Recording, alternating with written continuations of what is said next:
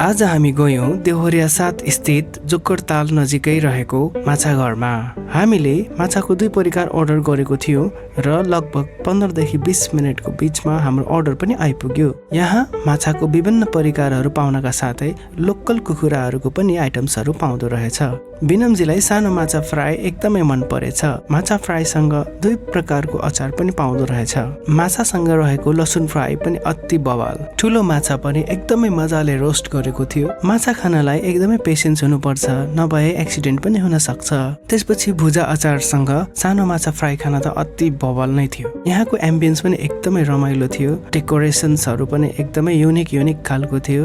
माछा घरमा थारू कल्चरमा युज हुने माछा मार्ने सामानहरू पनि डिस्प्लेमा राखेको थियो। त्यसपछि पानी सानी पिएर बिलसिल तिरेर एकछिन बाहिर टहलेर घरतिर फर्कियौं। यदि तपाईहरुले पनि माछा घरको एक्सपिरियन्स लिनु भएको छ भने कस्तो लाग्यो भनेर कमेन्टमा लेख्न नबिर्सिनु होला है त। जय धनगढी, जय नेपाल।